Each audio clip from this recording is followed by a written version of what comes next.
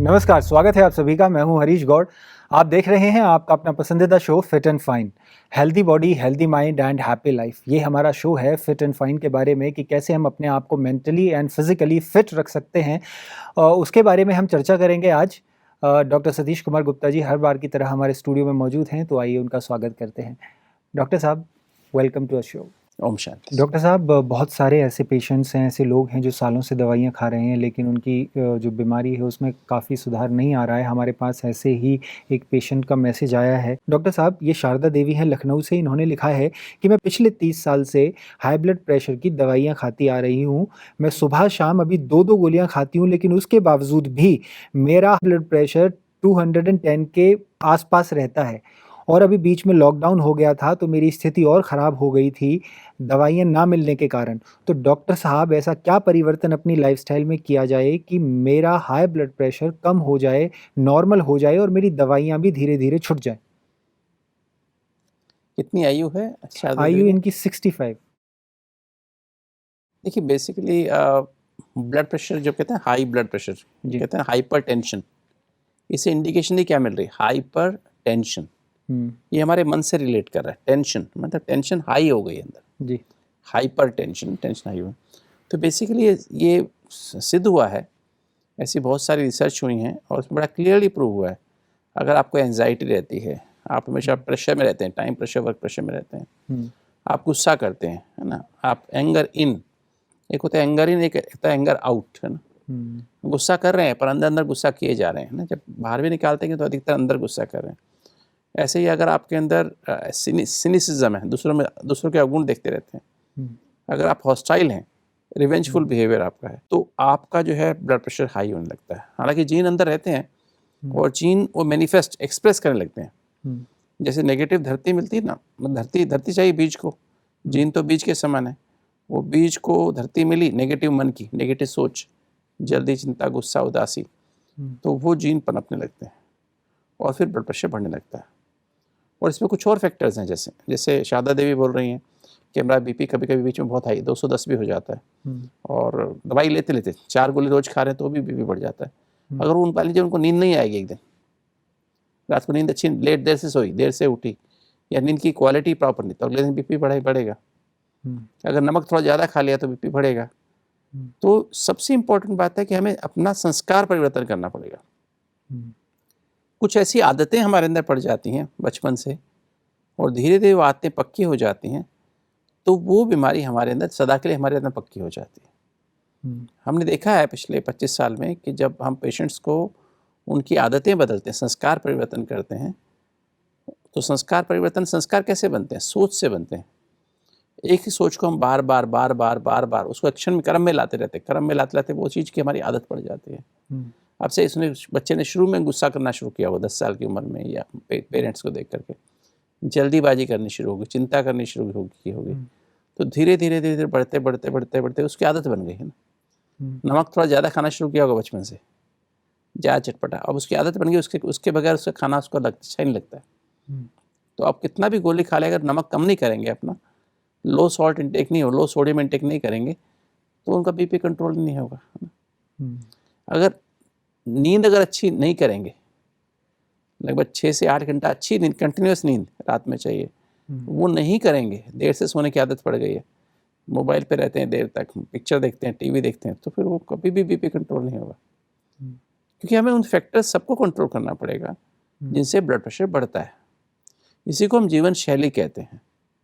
अंदर की जो हमारी घड़ी है उसके अनुसार हमें जीवन को जीना होगा, करेक्ट। समय के अनुसार जीना होगा। जो अंदर की घड़ी कह रही है, कितने बजे उठना, कितने बजे सोना, हुँ, कितने बजे ब्रेकफास्ट करना, प्रॉपर एक्सरसाइज करना, हुँ, डाइट में क्या लेना जिससे हमारा ब्लड प्रेशर कंट्रोल रहे, जी। प्लस ऐसी ऐसे मन में इतना रिलैक्स रहना हुँ, कि हमारा ब्लड प्रेशर कंट्रोल में रहे। जल्दी, चिंता, गुस्सा से हमारी सिंपैथेटिक एक्टिविटी बढ़ती है, हुँ, हमारी स्ट्रेस रिस्पॉन्स बढ़ती है, फाइट एंड फ्लाइट रिस्पॉन्स बढ़ती है, स्ट्रेस हार्मोन बढ़ते हैं, सिंपैथेटिक नर्वस सिस्टम एक्टिव हो जाता है।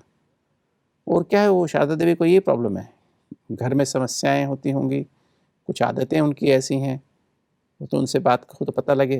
हुँ, तो अगर वो इस पे पूरा ध्यान करेंगी, संस्कार परिवर्तन करेंगे, अपनी हैबिट्स को, मन की, सोचने की आदत, देखने जी। की आदत, सुनने, बोलने, खाने में, सब में परिवर्तन करेंगे, हुँ, डाइट को परहेज़ करेंगे, रोज़ सैर करेंगे, अच्छी नींद 6 से 8 घंटा करेंगे। कई लोग स्मोकिंग करते हैं, कई लोग चाय काफ़ी ज़्यादा पीते हैं, उनको भी उसके कारण नींद की क्वालिटी ख़राब हो जाती है, उनको उससे ही ब्लड प्रेशर बढ़ता है। लोग कई जो है अल्कोहल लेते हैं, उनसे वो भी एक कारण है ब्लड प्रेशर का। तो इस सब फैक्टर्स को कंट्रोल करना चेंज करना पड़ेगा। इसलिए क्या होता है, शुरू में उन्होंने 1 गोली शुरू की होगी 35 साल की उम्र में, फिर धीरे-धीरे 2 गोली हुई होंगी, फिर 3 गोली हुई, फिर 4 गोली हुई, क्योंकि अंदर तो आग लगी हुई है। मतलब आग में हम तेल भी डाले जा रहे हैं, दवाई बुझाए भी जा रहे हैं, तो आग तो बढ़ती जाएगी ना। करेक्ट। तो वही हालत उनकी है। पर हमने देखा है पिछले 25 साल में जो हमारे पास हार्ट के पेशेंट्स आए, उनको हाई ब्लड प्रेशर था। लगभग 4000 से ज़्यादा हार्ट के पेशेंट आए, उसमें हार्ट पेशेंट जिनको हाई ब्लड प्रेशर था, साथ में 4000 से ज़्यादा। उनमें से उन्होंने जो अपने लाइफस्टाइल को चेंज किया, राजयोगा मेडिटेटिव लाइफस्टाइल, जिसे हम 3 डायमेंशनल हेल्थ केयर लाइफस्टाइल भी कहते हैं, फॉलो किया, तो आज 1000 से ज़्यादा पेशेंट्स ऐसे हैं जो 4-4, 5-5 गोली पे थे और उनकी ब्लड प्रेशर कंट्रोल, आज वो बिना गोली के हैं। मतलब उनका ब्लड प्रेशर बिल्कुल 120, 130, 80, 130, 70, 120, 70 रहता है, और आज बिना दवाई के उनका बीपी अंडर कंट्रोल है। बाकी जो 3000 के आसपास और भी जो दिल वाले हैं, उनको हाई ब्लड प्रेशर रहता था, आज उनको आधी गोली, 1 गोली से काम चल रहा है, क्योंकि उन्होंने अपनी आदत बदल ली है। खान पान की आदत, व्यवहार बदल लिया, आहार और विहार तीनों ही बदल लिए जी। अगर व्यवहार, आहार, विहार तीनों बदल लेंगी शारदा देवी, और तो देखेंगे 4 गोली के बजाय उनकी धीरे धीरे 3 गोली, फिर 2 गोली, फिर 1 गोली, फिर आधी गोली, और फिर गोली छूट भी सकती है। अगर ठंडा स्वभाव हो जाए, शांति से पेशेंस रखे हर काम में, जी।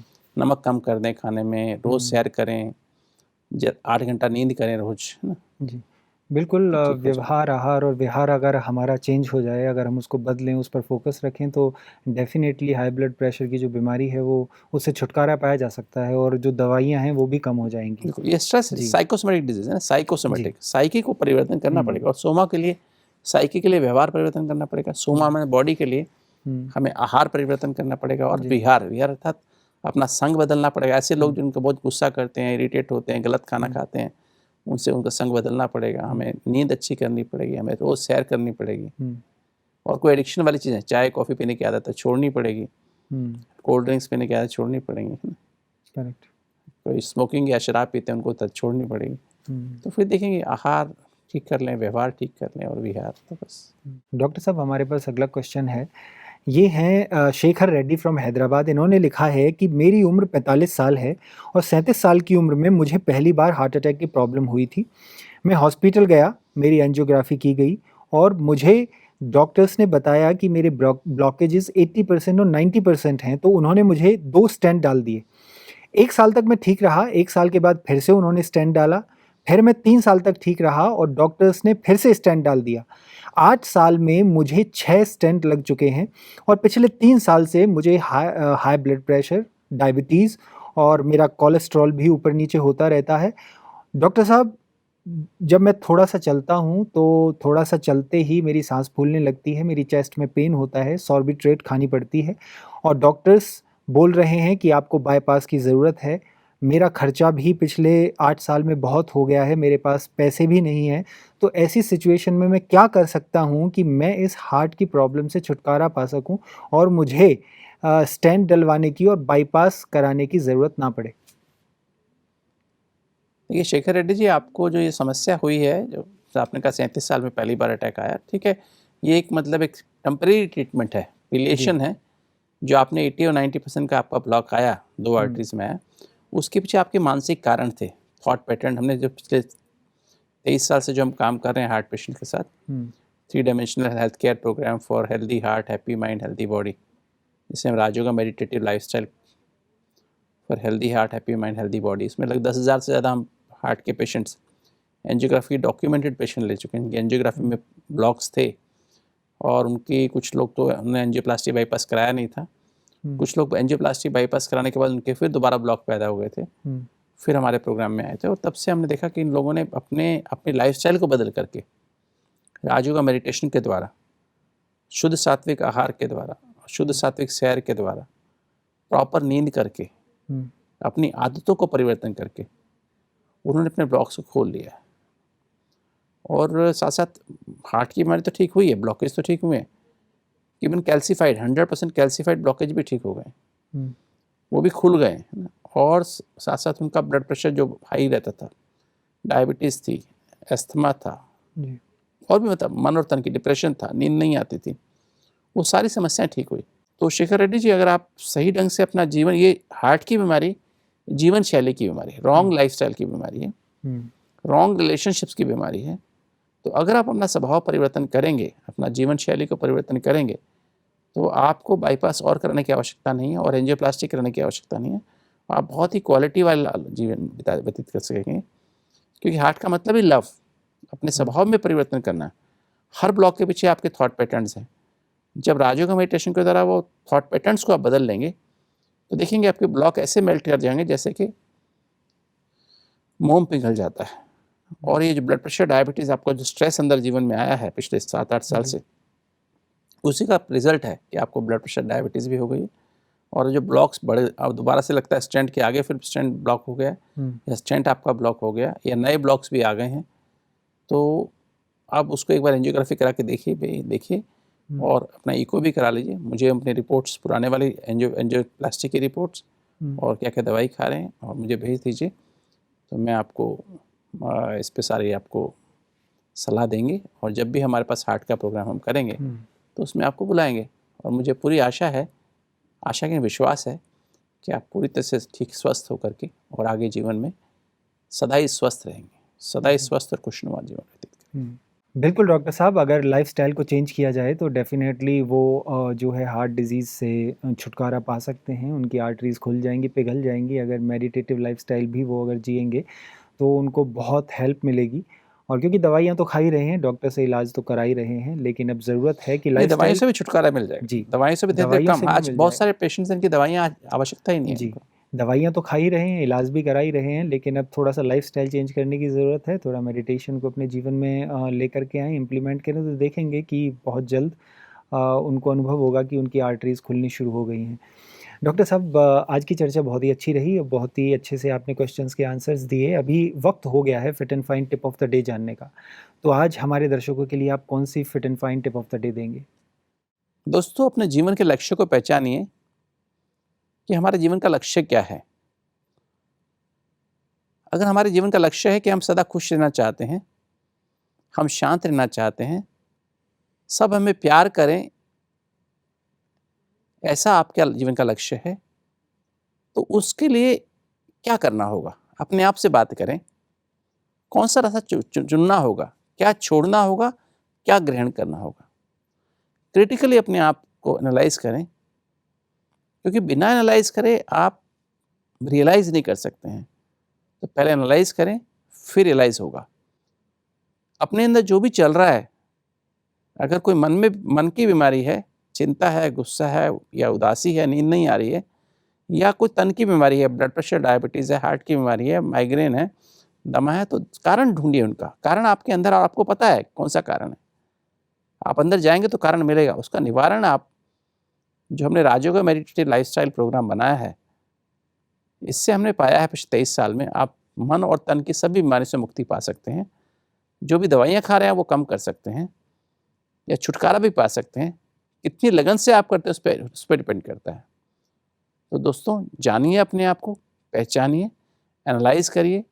एनालाइज़ करने के बाद उसके कारण को रियलाइज़ करिए और फिर उसको जीवन से निकाल दीजिए, और उसकी बजाय एक पॉजिटिव लाइफ़स्टाइल को, पॉजिटिव जीवन जीने की शैली, पॉजिटिव आहार, पॉजिटिव व्यवहार और पॉजिटिव विहार अपने जीवन में लाएँगे, तो ज़रूर आप एक स्वस्थ, खुशनुमा, शांत और प्यार से भरा जीवन व्यतीत कर सकेंगे। डॉक्टर साहब, आज की इस चर्चा के लिए आपका बहुत-बहुत धन्यवाद। ओम शांति। तो आज हमने आपकी समस्याओं को, आपके क्वेश्चंस को इस शो में इंक्लूड किया। डॉक्टर साहब ने बड़े अच्छे से उनके समाधान सुझाए और समाधान बताए, किस तरीके से आप मेंटली और फिज़िकली अपने आप को फिट रख सकते हैं, कैसे आप अपनी बीमारियों से छुटकारा पा सकते हैं। अगर आपकी कोई भी समस्या है, चाहे वो मानसिक है और चाहे वो शारीरिक है, आप हमें लिख कर भेज सकते हैं। हम डॉक्टर साहब से जानेंगे कि कैसे आप उन समस्याओं से छुटकारा पा सकते हैं, मानसिक और शारीरिक दोनों। बेझिझक हमें लिखें, नंबर्स आपकी स्क्रीन पर दिए जा रहे हैं, आप हमें लिखकर भेजिए। अगले एपिसोड में हम उनको इंक्लूड करेंगे। तब तक के लिए आप देखते रहिए आपका अपना पसंदीदा show fit and fine, healthy body, healthy mind and happy life. आज के लिए हम आपसे विदा चाहते हैं, मिलते हैं आपसे अगले एपिसोड में। तब तक के लिए आपका धन्यवाद।